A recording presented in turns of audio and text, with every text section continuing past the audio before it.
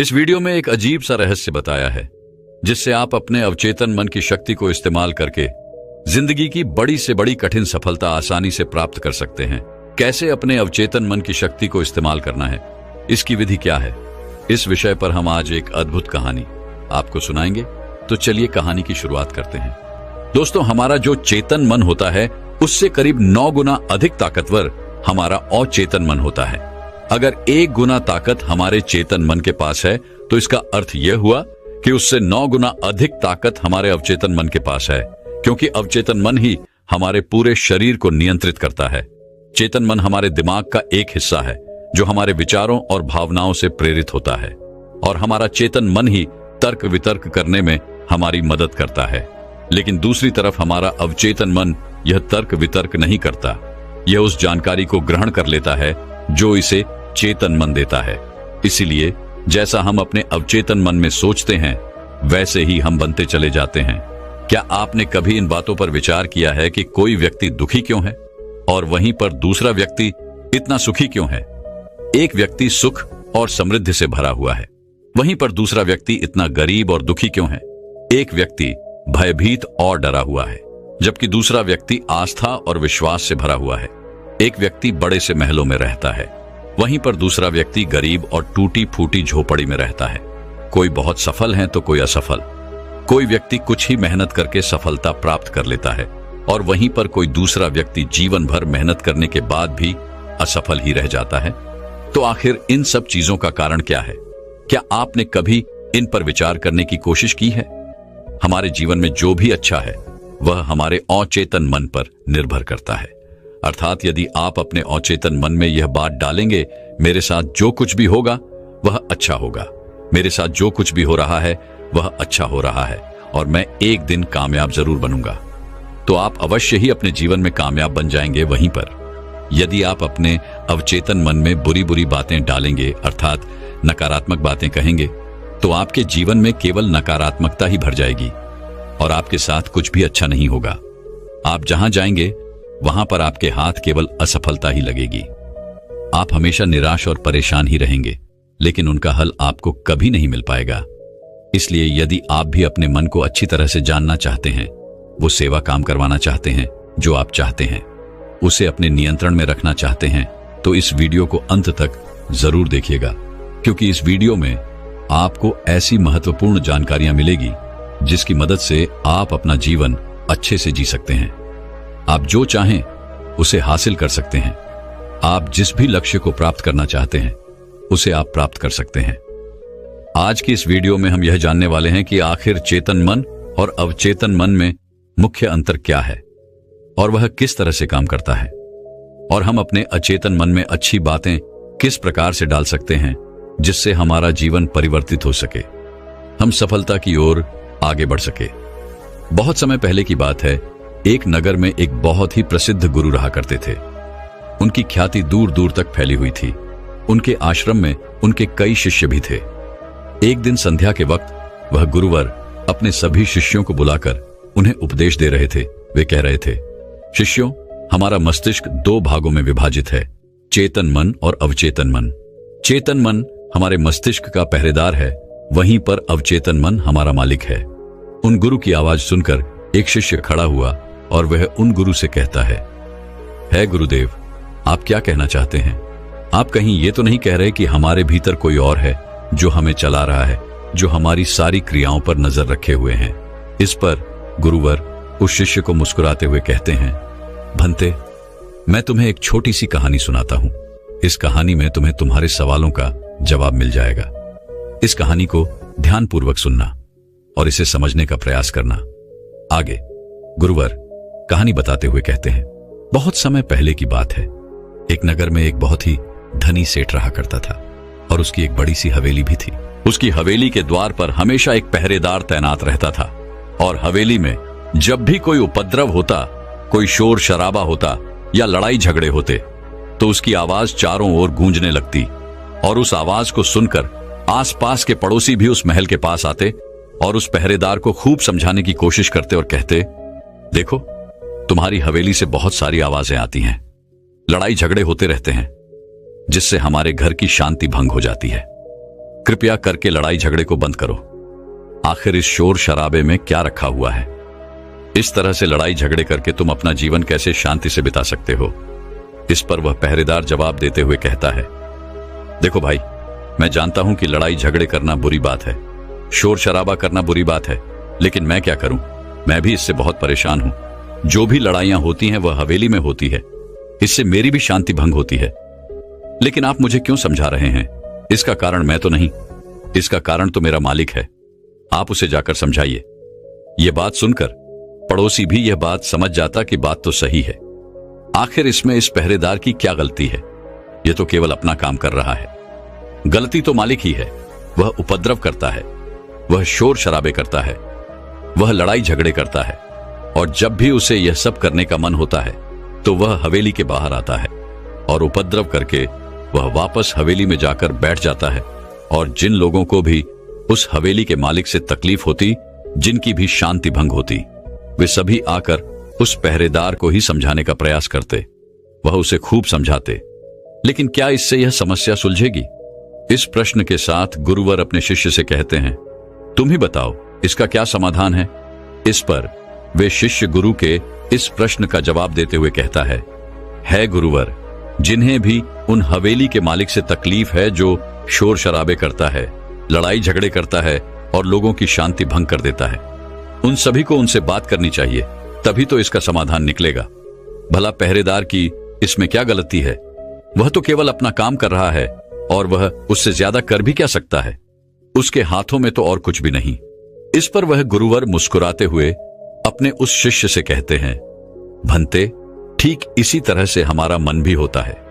हमारा चेतन मन मनुष्य का पहरेदार होता है और पहरेदार को यह अच्छी तरह से पता है कि क्रोध करना बुरी बात है, बुरे शब्दों का इस्तेमाल करना बुरी बात है, अश्लील ख्यालों में खोए रहना बुरी बात है। अर्थात हमारे चेतन मन को यह बात बहुत अच्छी तरह से पता है कि गुस्सा करना, आलस करना, काम वासना जैसे विचार गलत है। ये सभी विकार हमारे भीतर नकारात्मक विचार उत्पन्न करते हैं, जिससे हमारा विनाश होता है। लेकिन वह कर भी क्या सकता है? वह चीज उसके हाथों में है ही नहीं, क्योंकि वह चीज वह कर ही नहीं रहा। ये तो वह अंदर बैठा मालिक कर रहा है, अर्थात हमारा अवचेतन मन, जो हमसे कोई भी कार्य बहुत ही आसानी से करवा लेता है। और ये सभी बातें हम में से हर सभी अच्छी तरह से जानते हैं, और हमें ऐसा लगता भी है कि हम अच्छी तरह से समझ चुके हैं, जैसे कि वह पहरेदार समझता है। लेकिन वास्तविकता में तो इससे हमारे जीवन पर कोई भी बुनियादी फर्क नहीं पड़ता। आगे वह गुरु उस शिष्य से कहते हैं, भंते, तुमने भी अपने आप को कई बार यह समझाने की कोशिश की होगी कि मुझे सुबह सही समय पर उठना है, आश्रम की साफ सफाई करनी है, भिक्षा मांगने जाना है और रात को आने के बाद मुझे ध्यान भी करना है। लेकिन क्या इससे कोई फर्क पड़ा? इसका जवाब देते हुए वे शिष्य कहता है, नहीं, बिल्कुल नहीं। मैंने कई बार अपने आप को समझाया है कि मुझे इस समय पर यह काम करना है, मुझे अपना समय व्यर्थ नहीं करना, मुझे अपने समय का इस्तेमाल करना है और मुझे आगे बढ़ना है। लेकिन मैं चाहकर भी उन सभी कार्यों को समय पर नहीं कर पाता। इस पर वह गुरुवर अपने उस शिष्य से कहते हैं, भंते, जब भी हम अपने आप को कुछ समझाने का प्रयास करते हैं तो हमें ऐसा लगता है कि अब हम समझ चुके हैं और अब हमसे कोई गलती नहीं होने वाली, और हम सोचते हैं कि अब हमारा जीवन बदल जाएगा, हम जो भी करेंगे अब वो सही होगा, अब तो हम जीवन में सफलता प्राप्त कर ही लेंगे। लेकिन दूसरे ही पल हम ये पाते हैं कि हमारे जीवन में कोई बुनियादी बदलाव आया ही नहीं, और ऐसा केवल हमारी नासमझी के कारण होता है। हम अपनी नासमझी के कारण अवचेतन मन की जगह पर अपने चेतन मन को समझाने का प्रयास करते हैं, अर्थात मालिक को छोड़कर हम पहरेदार से बात करते रहते हैं और उसे समझाने की कोशिश करते हैं। लेकिन तुम यह भूल जाते हो कि आखिर वह पहरेदार कर भी क्या सकता है? वह सब उसके हाथों में है ही नहीं। हमें तो अपने अवचेतन मन को समझाने की आवश्यकता है। हमारी बुद्धि, अर्थात वह पहरेदार जो यह समझ जाता है कि क्या सही है और क्या गलत, उसे कब क्या करना है, क्या नहीं करना। लेकिन ये सारी बातें केवल हमारे पहरेदार अर्थात हमारे चेतन मन के सीमित रह जाती हैं। ये सारी बातें हवेली के उस मालिक अर्थात हमारे अवचेतन मन तक तो पहुंच ही नहीं पाती, और यही कारण है कि हमारे जीवन में कभी कोई बुनियादी बदलाव हो ही नहीं पाता। ठीक उसी प्रकार जैसे कि यदि आपसे कोई कहता है कि पौधे में पानी डालोगे तो वह पौधा एक दिन बड़ा होगा और फिर उसमें फौल आएंगे, फल लगेंगे, और आप उस बात को मान लेते हैं और उस पौधे में पानी भी डालते हैं। लेकिन आप पौधे की पत्तियों पर पानी डालते हैं और सोचते हैं कि इसमें फल फूल आएंगे। लेकिन जरा एक बार के लिए यह सोचिए, अगर पत्तियों में पानी डालोगे तो उसमें फूल और फल कैसे आएंगे? हमें तो उस पौधे की जड़ में पानी डालने की आवश्यकता है, लेकिन हम में से अधिकांश लोग केवल पत्तियों पर ही पानी छिड़क कर अपने आप को बहुत भाग्यशाली समझने लगते हैं। लेकिन वे यह भूल जाते हैं कि जो पानी वह पत्तियों पर छिड़क रहे हैं, वह पानी पेड़ की गहराइयों में तो जा ही नहीं पा रहा। तो ऐसे में उस पौधे पर फल और फूल कैसे लगेंगी? ठीक इसी प्रकार हम भी अपने मन के साथ ऐसा ही करते हैं, और यही कारण है कि हम अपने जीवन में जो भी चाहते हैं वह हमें नहीं मिल पाता। हम अपने जीवन में फल और फूल चाहते हैं, लेकिन वह हमें नहीं मिल पाता। इस पर शिष्य उन गुरुवर से कहता है गुरुवर, तो फिर हमें क्या करना चाहिए? क्या ऐसा कोई उपाय है जिससे हम अपने चेतन मन की सारी बातें अपने अवचेतन मन तक पहुंचा सकें? ऐसी कोई प्रक्रिया है जिसमें हम अपने संदेश को अपने अवचेतन मन तक पहुंचा सके? इस पर वह गुरुवर शिष्य से कहते हैं, भंते, यदि तुमने अपने संदेश को अवचेतन मन तक पहुंचा दिया, तब तुम जो चाहोगे वो इच्छा प्राप्त कर सकते हो। तुम जैसा चाहो उस लक्ष्य को प्राप्त कर सकते हो, क्योंकि हमारा अवचेतन मन हमारे चेतन मन से 9 गुना अधिक शक्तिशाली होता है। आपने कभी ना कभी यह देखा ही होगा कि एक मनोवैज्ञानिक जब किसी के मन के गुप्त राज्य को जानने की कोशिश करता है, तब वह मनोवैज्ञानिक जब उसके मन की बात को बाहर निकलवाना चाहता है, उसके अतीत में जो भी घटना घटी है उसमें साफ साफ रूप से प्रवेश करना चाहता है, तो इसके लिए वह हिप्नोटिज्म का उपयोग करते हैं। और आप में से अधिकांश लोगों ने इस प्रक्रिया को देखा ही होगा। इस प्रक्रिया का प्रयोग करके मन की सारी सूचनाएं अपने आप ही बाहर निकलती हैं। इस प्रकार किसी के भी मन को काबू में करके हम उससे जो चाहे वो कार्य करवा सकते हैं। हाँ, अब आपके मन में यह भी प्रश्न उठ रहा होगा कि शायद वो सभी हमारे अवचेतन मन की चाल को समझते हैं, वह इसे अच्छी तरह से जानते हैं कि उसे किस तरह से अपने काबू में किया जाता है। तो इसका जवाब बड़ा ही सीधा और सरल है, और इसका जवाब है हाँ, क्योंकि उन्होंने इसके ऊपर कई बार प्रयोग किया होता है और वह इसमें इतने निपुण हो जाते हैं कि वह किसी भी दूसरे मन पर अपना काबू कर सकते हैं। और अगर आप भी अपने अवचेतन मन की बात को समझते हैं, अपने मन की चाल को समझते हैं, तो आप भी अपने ही नहीं बल्कि किसी दूसरे के मन को भी वश में कर सकते हैं। आगे गुरुवर अपने उस शिष्य से कहते हैं, भंते, अपने अचेतन मन तक संदेश पहुंचाने के लिए आपको अपने चेतन मन को शांत करना होगा, उसे सुलाना होगा। और ऐसा इसलिए क्योंकि हमारा चेतन मन तर्क वितर्क करने में माहिर है। वो एक पहरेदार है, वो हमारी रक्षा के लिए हमेशा तैनात रहता है। इसलिए जब भी तुम अपना कोई संदेश उस चेतन मन तक पहुंचाने की कोशिश करोगे, तो वह तुमसे तर्क वितर्क जरूर करेगा और हमें अपनी बात अपने मालिक तक पहुंचाने की हमें इजाजत तक नहीं देगा। जब तक कि हम अपनी बात अपने चेतन मन को अच्छी तरह से समझा नहीं देते या उसे शांत नहीं कर देते, तब तक वह हमें उस हवेली में घुसने नहीं देगा, क्योंकि हमारी सामान्य बुद्धि अर्थात हमारा चेतन मन तर्क वितर्क करने में माहिर होता है। और यही कारण है कि हम में से अधिकांश लोग अपने अचेतन मन तक एक साफ और स्पष्ट संदेश पहुंचा ही नहीं पाते, और इसी कारण हम अपने अचेतन मन को भी अच्छी तरह से समझ नहीं पाते। और हमारा अचेतन मन तर्क वितर्क नहीं करता, उसे तो केवल साफ और स्पष्ट संदेश चाहिए जिस पर वह कार्य कर सके। और उस तक हम साफ और स्पष्ट संदेश तभी पहुंचा सकते हैं जब हमारा मन पूरी तरह से शांत रहेगा, जब हमारे मन में और कोई विचार नहीं होंगे। और यही कारण है कि जब एक मनोवैज्ञानिक किसी के मन पर प्रयोग करता है, उसके मन को काबू करने की कोशिश करता है, उससे मनचाही बात निकलवाने की कोशिश करता है, तो सबसे पहले वह उसके चेतन मन को ही सुनाता है। आपने कहीं ना कहीं यह तो देखा ही होगा कि उनके सामने एक पेंडुलम जैसी चीज उनकी आंखों के सामने रख दी जाती है और उसे घुमाया जाता है, जिसे लगातार देखने के बाद वो व्यक्ति पूरी तरह से निद्रा में चला जाता है। और इस कारण उसका चेतन मन पूरी तरह से शांत हो जाता है।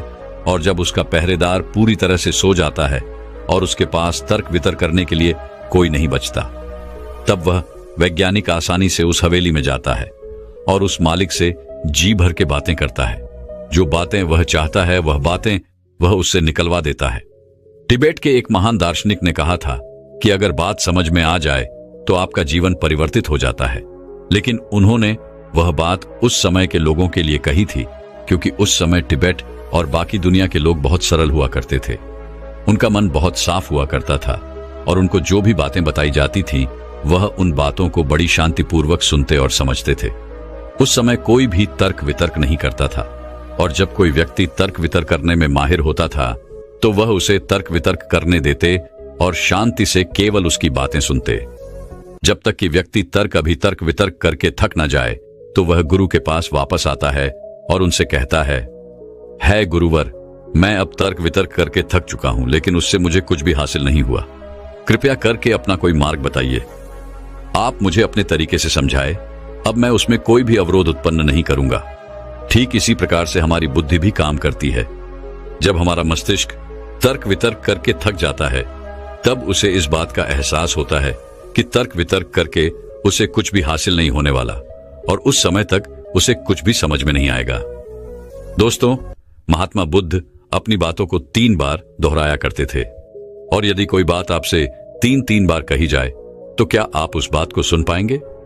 मान लीजिए आप किसी चिकित्सक के पास जाते हैं और वह चिकित्सक आपसे 1 बार कहता है कि आप ठीक हैं, आपको कुछ नहीं हुआ, तो ये बात आप सुन लेते हैं और आपको यह बात समझ में आ जाती है कि मैं ठीक हूं और मुझे कुछ भी नहीं हुआ।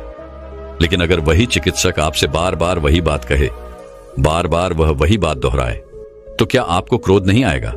आप यही कहेंगे कि हाँ, मुझे वह बात समझ में आ चुकी है। आप बार बार एक ही बात क्यों दोहरा रहे हैं? मैं समझ चुका हूं कि मैं बीमार नहीं हूं और मुझे कुछ नहीं हुआ, तो इसको बार बार दोहराने से क्या फायदा? लेकिन वास्तविकता तो यह है कि जब हम किसी बात को बार बार दोहराते हैं तो उससे हमारा चेतन मन ऊब जाता है, और बार बार उस बात को सुनने से हमारा चेतन मन उस बात पर ध्यान नहीं देता। और यही वह वक्त होता है जब हमारी बात हमारे अवचेतन मन तक पहुंचती है, और जब आपकी बात आपके अवचेतन मन तक पहुंच जाए तो यकीन मानिए कि तब कुछ भी संभव है। फिर चाहे आप कोई अपने जीवन में बड़ा लक्ष्य प्राप्त करना चाहते हो या फिर अपना स्वास्थ्य सुधारना चाहते हो, सब कुछ संभव हो जाएगा। दोस्तों, आपने कभी ना कभी यह किस्सा तो सुना ही होगा। एक प्लेन क्रैश हो गया था और उस प्लेन का जो पायलट था उसकी प्लेन से गिरने की वजह से शरीर की सारी हड्डियां टूट चुकी थी, और जब उसे अस्पताल में भर्ती किया गया तो उसे हिला डुला भी नहीं जा रहा था। डॉक्टरों ने भी यह जवाब दे दिया था कि तुम ठीक नहीं हो सकती और तुम्हारी हड्डियों को फिर से जोड़ पाना लगभग नामुमकिन है। लेकिन वह व्यक्ति जीना चाहता था। उसने अपने अवचेतन मन में जबरदस्ती यह बात डाली कि मैं ठीक हो सकता हूं, मैं ठीक हो सकता हूं, और यकीन मानिए कि वह व्यक्ति सच कुछ ठीक हो गया। वह अपने पैरों पर चलकर अपने घर गया। ऐसा केवल हमारे अचेतन मन की शक्तियों के कारण होता है। जब हम कुछ ठान लेते हैं और अपने अचेतन मन को एक स्पष्ट और साफ संदेश देते हैं तो हमारा अचेतन मन हमसे कुछ ऐसे कार्य करवाने लगता है कि हमारे लिए सब कुछ मुमकिन हो जाता है। फिर चाहे वह जीवन में कोई बड़ा से बड़ा लक्ष्य प्राप्त करना हो या फिर अपने स्वास्थ्य को सुधारना हो। और पुराने जमाने में यह बहुत सरल हुआ करता था, क्योंकि उस समय लोग तर्क वितर्क नहीं किया करते थे, और जो भी उसे कहा जाता था वह उसे बहुत गहन ध्यान के साथ सुनते थे और समझते थे। लेकिन आजकल के तथाकथित बुद्धिमान लोग वे सभी इन सभी बातों को अंधविश्वास कहते हैं। लेकिन यह भी एक वास्तविकता है कि जैसा आप खुद से कहते हैं वैसा ही आप अंदर से बनते चले जाते हैं। आप अंदर से उतने ही अशांत होने लगते हैं, और जो व्यक्ति अपने मन की बकबक को शांत कर पाता है वही शांति को प्राप्त कर पाता है। हमारी जो बुद्धिमानी है वही हमारे अचेतन मन का एक रूप होती है। हमारा चेतन मन हमें कोई भी नई चीज सीखने में हमारी मदद करता है। जैसे यदि आप कोई नई भाषा सीखना चाहते हैं या फिर आप कोई नई टेक्निक सीखना चाहते हैं तो इसमें हमारा चेतन मन हमारी बहुत मदद करता है। लेकिन जब बात आती है भावनाओं की, अर्थात क्रोध, कामना, आलस इत्यादि, जो कि हमारे अचेतन मन का हिस्सा होते हैं, उन्हें हमें सीखना नहीं पड़ता, वह तो हमारे अंदर पहले से ही मौजूद है। क्या आपने कभी एक पल के लिए यह सोचा है कि क्या आपने कभी ग्रोथ सीखा है? क्या आपने कभी काम वासना सीखी है? क्या आपने कभी आलस सीखा है? यदि आपको बचपन से ही किसी ऐसी जगह पर रखा जाए जहां पर कोई भी व्यक्ति ना हो, कोई भी इंसान ना हो, तब भी आपके भीतर ये सारे गुण आ ही जाएंगे, क्योंकि इसमें तो सिर्फ और सिर्फ हमारे अचेतन मन का ही काम है।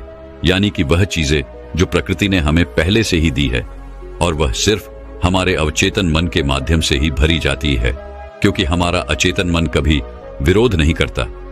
क्या आपने कभी इस बात पर भी गौर किया है कि जो इस दुनिया में बाहरी चीजें हैं उसे आप सीख सकते हैं, लेकिन जहां बात आती है हमारे भीतर की, अर्थात ग्रोथ को ना करने वाली सीख की, तो आप उस सीख को नहीं सीख पाते।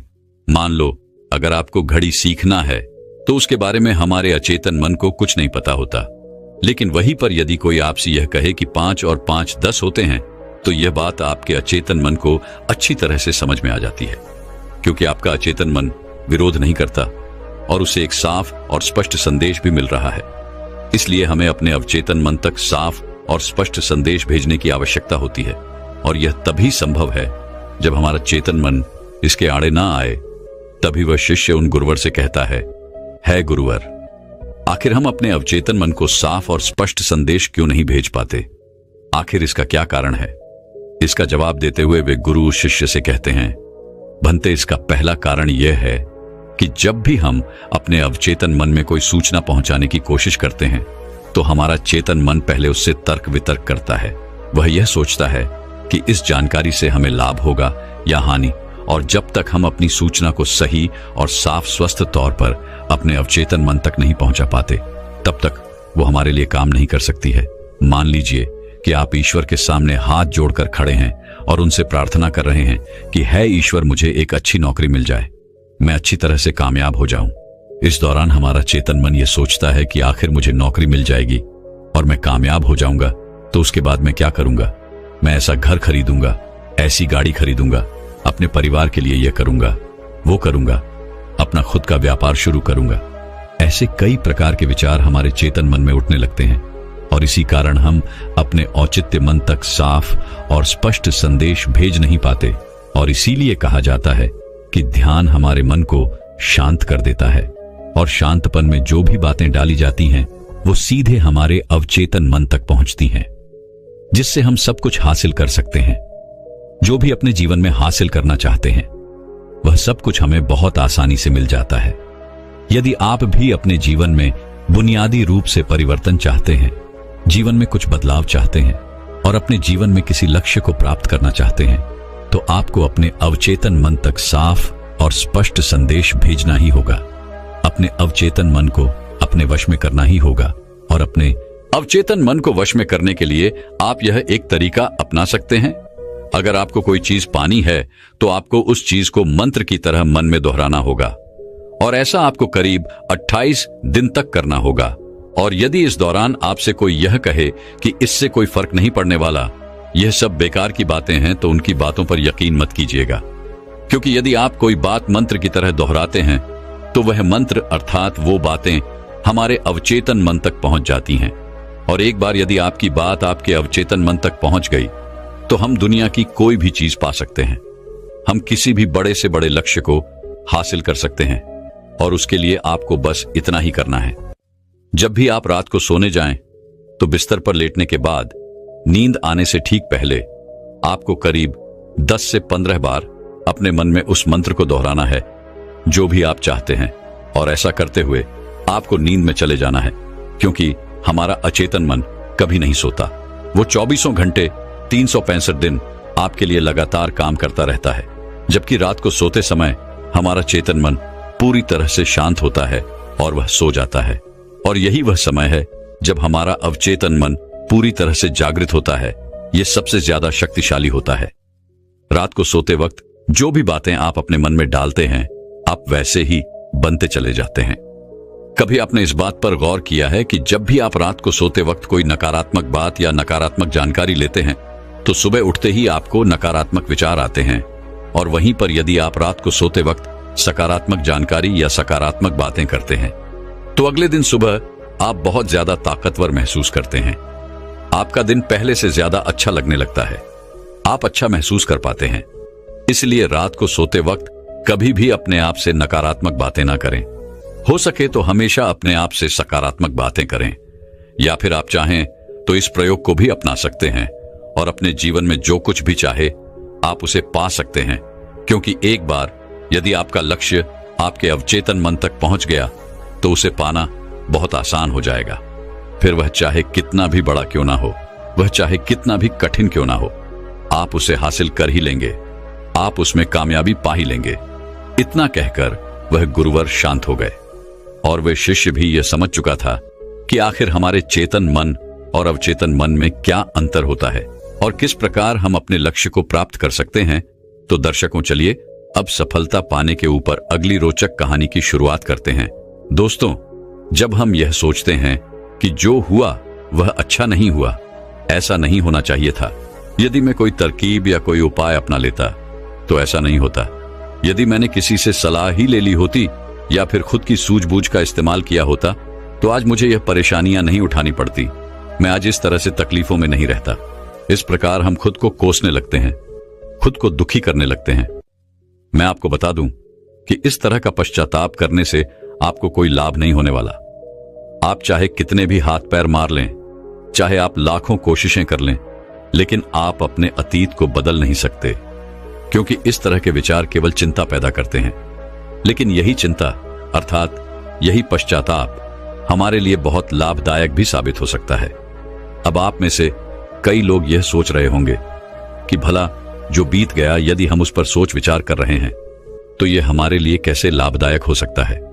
हम तो पहले ही मुसीबत में हैं, हम तो पहले से ही तकलीफ में हैं, तो ऐसे में यह हमारे लिए कैसे फायदेमंद हो सकता है। दोस्तों, अगर आप उन गलतियों से सीख लेकर खुद को बदलने का प्रयास करें तो आप अपना आने वाला भविष्य खुद ही बदल सकते हैं, उसे संभाल सकते हैं। अगर अतीत की गलतियों से सीख लेकर खुद को बदलने का प्रयास किया जाए तो सही मायने में वही पश्चाताप कम होता है। आज की जो बौद्ध कहानी मैं आपको सुनाने जा रहा हूं, इस कहानी के माध्यम से मैं आपको कुछ ऐसे तरीके बताने वाला हूं जिन तरीकों को अपनाकर आप अपने जीवन में इस प्रकार के पश्चाताप से बच सकते हैं। आप अपनी अतीत की गलतियों को भुलाकर आप अपने आप को वे एक नया इंसान बन सकते हैं।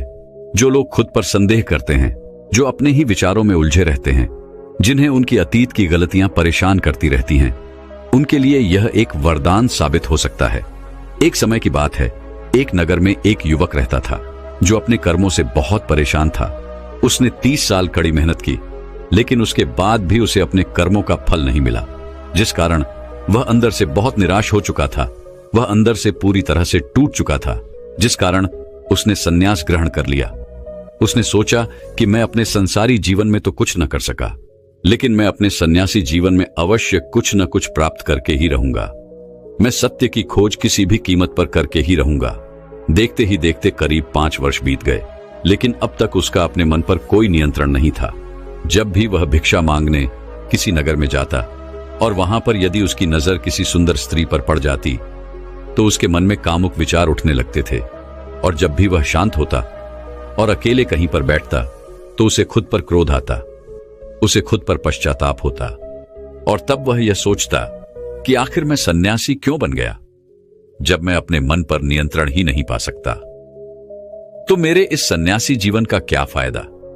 इससे तो अच्छा होता कि मैं किसी अच्छी और सुंदर स्त्री से विवाह कर लेता, पैसे कमाता और अपना घर परिवार संभालता। हो सकता था कि मेरे अपने बच्चे भी होते, लेकिन मैं भी कितना बेवकूफ हूं। मैंने अपने सारे सुख त्याग दिए और ना जाने क्यों मैं इन जंगलों में आ गया, ना जाने क्यों मैंने सन्यास ग्रहण कर लिया। इसी प्रकार के कई सारे विचार उसके मन में उठने लगे थे, और इन्हीं विचारों के कारण उसके मन में नकारात्मकता पैदा होने लगी थी, जिस कारण वह छोटी छोटी बातों पर क्रोधित हो जाता। वह अपने आप को कोसने लगता। जब भी वह किसी सफल सन्यासी को देखता तो उसके मन में जलन पैदा होने लगती, और वह उन्हें नीचा दिखाने के लिए हर मुमकिन प्रयास भी करता। इसी प्रकार के कई तरह तरह के विचार उसे परेशान करने लगे थे, और अब वह और भी ज्यादा चिंतित रहने लगा था। उसने खाना पीना पूरी तरह से छोड़ दिया था।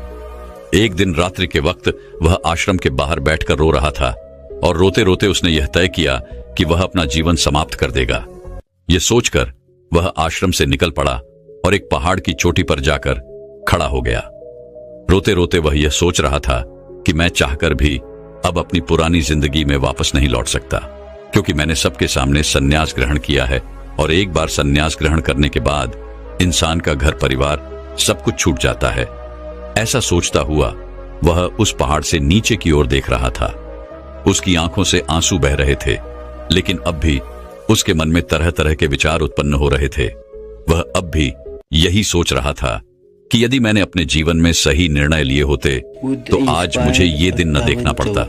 रोते हुए अपने कदम आगे बढ़ाने ही वाला था कि तभी उसे एक आवाज सुनाई दी। कोई उससे चिल्लाकर यह कह रहा था, भंते रुक जाओ, जहां छोड़कर जा रहे हो वापस वहीं से शुरुआत करनी पड़ेगी, इसलिए एक बार फिर सोच लो। यह आवाज सुनकर वह सन्यासी रुक गया। उसने पीछे मुड़कर यहां वहां देखा, लेकिन उसे वहां पर कोई भी दिखाई नहीं दिया। तभी उसने जोर से चिल्लाकर कहा, कौन हो तू? तभी उसकी नजर एक बूढ़े बौद्ध भिक्षु पर पड़ी और उन्हें देखकर वह सन्यासी और भी क्रोधित हो उठा और कहने लगा, कौन हो तुम और मुझे क्यों रोकना चाहते हो? तभी वह बूढ़ा बौद्ध भिक्षु उस सन्यासी से कहता है, भंते, मैं तो बस इतना ही कह रहा हूं, तुम जहां छोड़कर जा रहे हो तुम्हें वापस वहीं से शुरुआत करनी पड़ेगी, इसलिए निर्णय लेने से पहले एक बार फिर सोच लो, कहीं तुम फिर से गलत निर्णय तो नहीं ले रहे।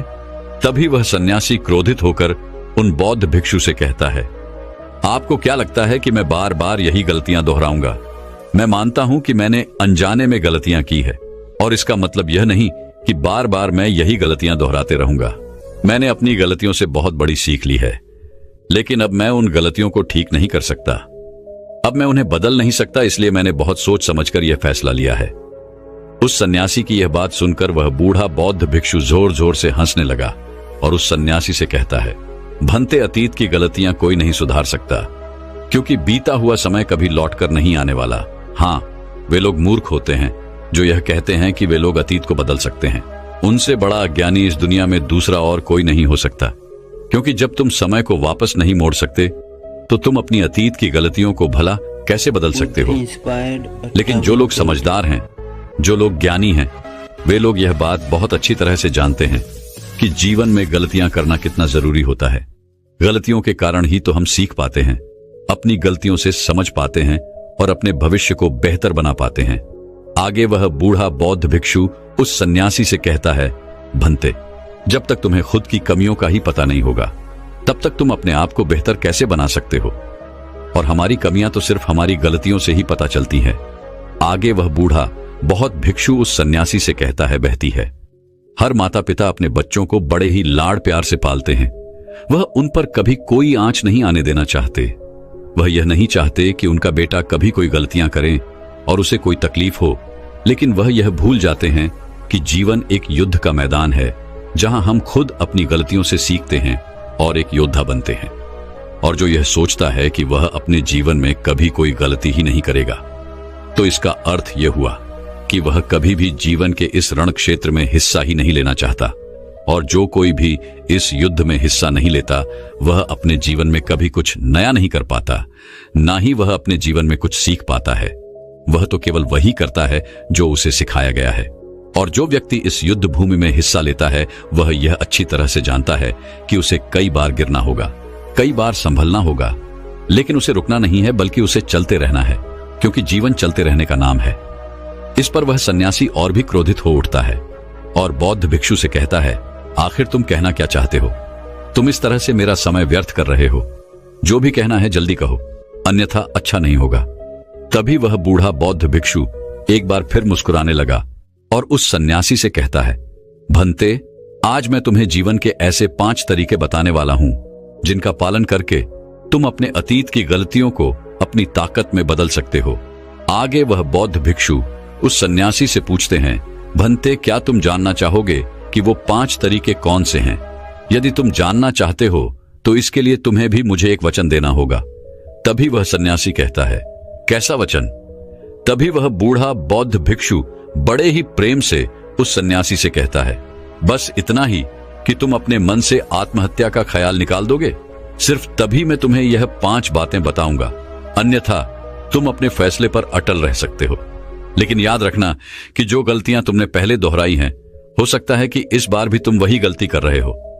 इतना कहकर वह बूढ़ा बौद्ध भिक्षु शांत हो गया और वह सन्यासी कुछ देर के लिए सोच विचार में पड़ गया। वह यह नहीं समझ रहा था कि वह क्या करे।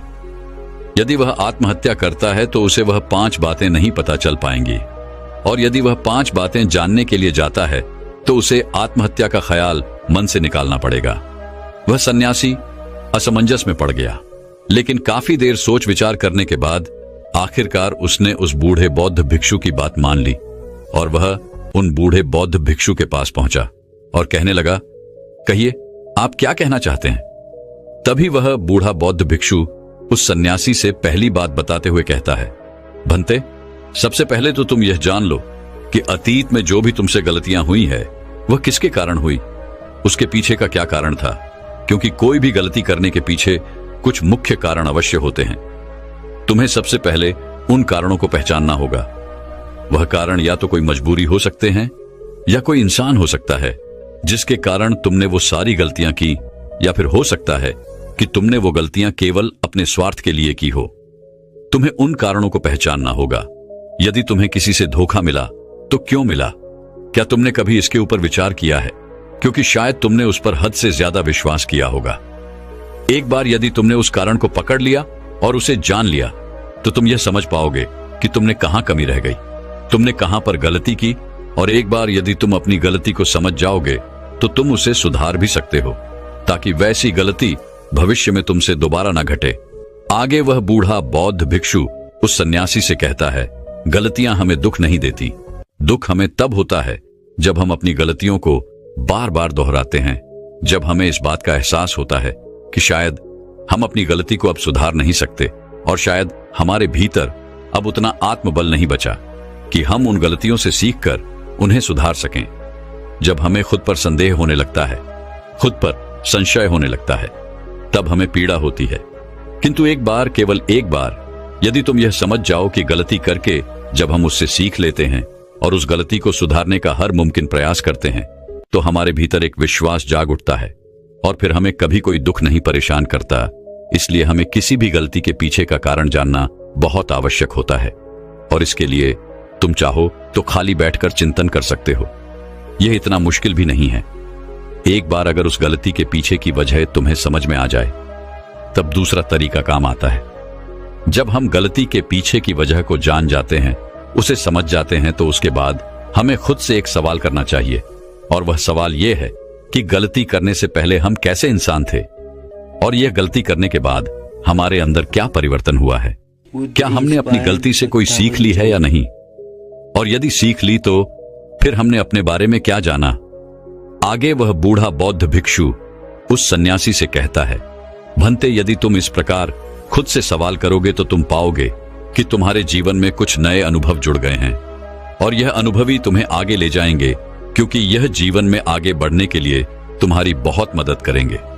तुमने देखा होगा कि जब किसी को जीवन में धोखा मिलता है तो अधिकांश लोग केवल यह सोचते हैं कि आखिर इसमें हमारी क्या गलती थी, लेकिन वह इस वास्तविकता को नहीं देख पाते कि आखिर तुम्हें धोखा मिला है तो क्यों मिला। क्योंकि आप एक संवेदनशील इंसान हैं, और जब आप ज्यादा संवेदनशील हो जाते हैं तो ऐसी स्थिति में आपकी संवेदनशीलता ही आपके धोखे का कारण बनती है, और यही आपकी गलती है। और जब आपको अपनी गलती के बारे में पता चल गया तो आपने यह भी सीख लिया कि आपकी गलती थी अधिक संवेदनशीलता। आपने अपने बारे में कुछ नया अनुभव प्राप्त किया। अगर तुम एक बार अपने बारे में निरीक्षण करना शुरू करोगे तो अपने बारे में तुम्हें बहुत सी अद्भुत बातें पता चलेंगी, और तब तुम खुद ही आश्चर्यचकित हो जाओगी, क्योंकि तुम खुद के बारे में और अधिक जानने लगोगे। इसलिए खुद का निरीक्षण करना अति आवश्यक है। आगे वह बूढ़ा बौद्ध भिक्षु उस सन्यासी से तीसरी आदत बताते हुए कहता है, तीसरे तरीके में हम खुद से संकल्प करते हैं। हम यह दृढ़ संकल्प बना लेते हैं कि हम भविष्य में दोबारा यह गलती नहीं दोहराने वाले। हाँ, हमसे कुछ नई गलतियां आवश्यक होंगी, लेकिन ये गलतियां हम जीवन में कभी नहीं दोहराएंगे। आगे वो बूढ़ा बहुत बिच्छू पोष सन्यासी से कहता है, बनते, इस संसार में 3 प्रकार के लोग होते हैं। एक वो जो दूसरों की गलतियों से सीखते हैं, दूसरे वो जो खुद की गलतियों से सीखते हैं, और तीसरे वो जो गलतियां करते ही रहते हैं लेकिन कभी अपनी गलतियों से सीख नहीं पाते। तुमने भिन्न भिन्न प्रकार की नदियों को तो देखा ही होगा। नदियों का अर्थ तभी निकलता है जब वो अलग अलग जगह से होकर गुजरती है। अगर वही नदी एक जगह पर ठहर जाए तो क्या वह नदी कहलाएगी? इसी प्रकार एक इंसान का जीवन भी नई नई गलतियां करने के लिए बना है।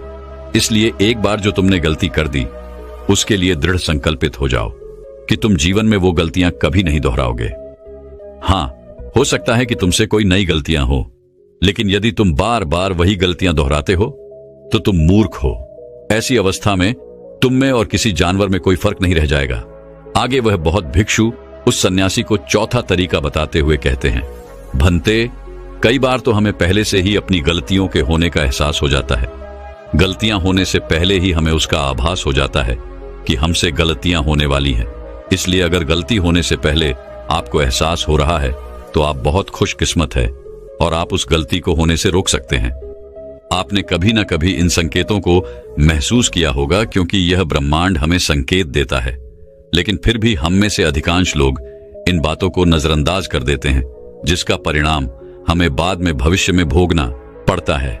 लेकिन जैसे जैसे आप अपने इन अतीत की गलतियों से सीखने लगते हैं तो आपका अनुभव बढ़ने लगता है, जीवन के बारे में समझ पैदा होने लगती है, और जब हमारी समझ बढ़ने लगती है तो गलतियों को होने से रोका भी जा सकता है। इसलिए बुद्धिमानी का इस्तेमाल करें, चिंतन करिए कि आप जो भी काम करने जा रहे हैं आखिर उसका परिणाम क्या हो सकता है। कहीं वह काम कोई गलती तो नहीं कहलाएगा। इसी तरह से एक मनुष्य जीवन के परिपक्वों में बांटा जाता है और इसी से आपका विकास होता है, और हम सभी को इस राह से होकर गुजरना ही पड़ता है, अन्यथा हमारा जीवन वहीं पर ठहर जाएगा। हम कभी भी आगे नहीं बढ़ पाएंगे। यदि आप अपने जीवन में आगे बढ़ना चाहते हैं, किस लक्ष्य को प्राप्त करना चाहते हैं, तो आपको इस कार्य प्रणाली को अपनाना ही होगा, इसे समझना ही होगा। आगे वह बूढ़ा बौद्ध भिक्षु उस सन्यासी को आखिरी आदत बताते हुए कहते हैं, भंते, आखिरी और सबसे महत्वपूर्ण सीख, अगर तुम अपने अनुभव से एक इंसान बन चुके हो तो अब तुम दूसरों के लिए मार्गदर्शन का काम कर सकते हो। तुम दूसरों की राह में दीपक बनकर उन्हें रोशनी दिखा सकते हो, उन्हें उनकी राह पर आगे बढ़ा सकते हो, क्योंकि हम वैसे ही बन जाते हैं जैसा कि हम सोचते हैं। और जब आप खुद को बेहतर बनाने का प्रयास करेंगे तो आप देखते ही देखते बेहतर बनते चले जाएंगे, और ये प्रकृति भी आपका साथ देगी, आपकी सहायता करेगी।